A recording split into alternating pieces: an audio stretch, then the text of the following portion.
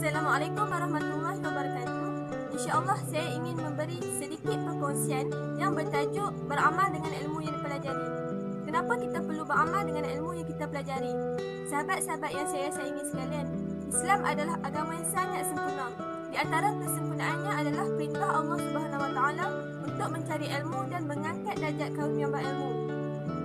Allah meninggikan beberapa darjat orang yang beriman dan berilmu sebagaimana firman-Nya dalam surah Al-Mujadilah ayat 11 yang bermaksud Allah meninggikan darjat orang-orang yang beriman di antara kamu dan orang-orang yang diberi ilmu pengetahuan dari kalangan kamu beberapa darjat. Orang yang berilmu ni bukan sahaja dihormati oleh manusia, malah para malaikat juga turut membentang sayapnya kepada para penuntut ilmu. Kita dapat lihat betapa tingginya darjat orang yang berilmu. Namun, kita perlu tahu bahawa ilmu dan amal adalah dua perkara yang perlu kita seiringkan, kerana ilmu adalah pemimpin dan pembimbing amal perbuatan. Kenapa kita perlu beramal dengan ilmu yang kita belajar? Kalau tak, sia-siakan apa yang kita belajar. Ibarat masuk tengah kanan, keluar tengah kiri. Al-ilmu bila amalin kasyajari bila samarin. Ilmu tanpa amal ibarat pohon yang tidak berbuah. Sebesar mana pun sesuatu pohon tu, kalau ia tidak dapat menghasilkan buah, maka ia tidak dapat memberi manfaat kepada sesiapa pun. Begitu juga dengan ilmu. Sehebat apapun kita, setinggi mana pun ilmu yang kita miliki, sekiranya tidak diamalkan atau dikongsikan kepada orang lain, ibarat pohon yang tidak berbuah.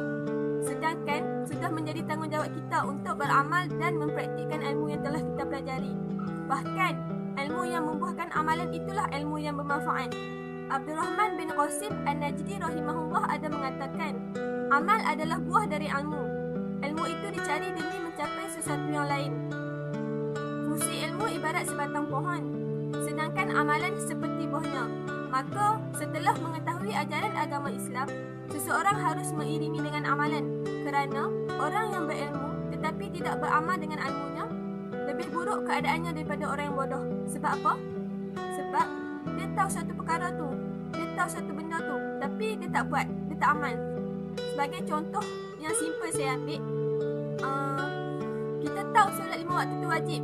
Kita dah diberi ilmu yang cukup dan jelas mengenai solat ni sejak kita kanak-kanak lagi. Tapi ada juga yang tak buat, apatah lagi nak amalkan. Jadi amat rugilah dan sia-sialah hidup dia kerana jauh daripada landasan dan rahmat Allah Subhanahu Wa Taala. Genggamlah ilmu yang kita miliki dengan baik. Nescaya ia pasti membawa manfaat pada kita, bukan sahaja di dunia, bahkan juga di akhirat. Malah apabila seseorang manusia meninggal dunia, akan terputuslah segala amalan-amalannya kecuali 3 perkara, iaitu sedekah jariah, ilmu yang bermanfaat dan doa anak yang soleh.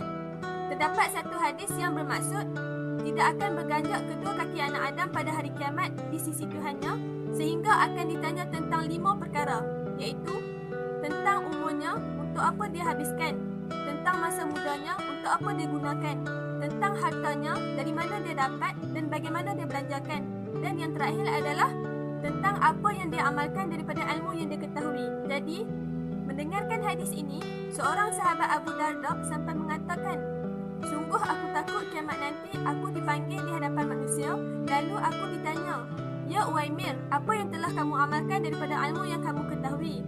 Daripada kisah ni, kita dapat renungkan bahawa Uwaimir ni dia sahabat Nabi tahu, dan dia berguru dengan Nabi. Tetapi sungguh besar ketakutannya kalau ada ilmu yang dia tak amalkan.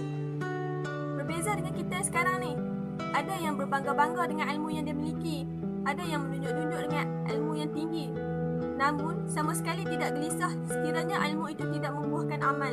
Jadi janganlah ada di antara kita yang bersedih dengan banyaknya ilmu yang belum kita miliki, tetapi bersedihlah atas ilmu yang kita miliki tetapi tidak kita amalkan. Imam Al-Ghazali juga ada mengatakan bahawa ilmu tanpa amal itu gila dan amal tanpa ilmu itu sia-sia. Oleh itu, apa yang dapat disimpulkan ialah semoga kita sahabat-sahabat sekalian dapat mengamalkan segala ilmu yang telah kita pelajari, insya-Allah. Semoga segala ilmu yang telah kita pelajari mendapat keberkatan dan rahmat Allah Subhanahu Wa Taala.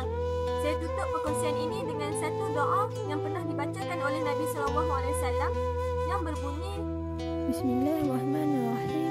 Ya Allah, aku memohon kepadamu ilmu yang bermanfaat, rezeki yang baik dan amalan yang diterima.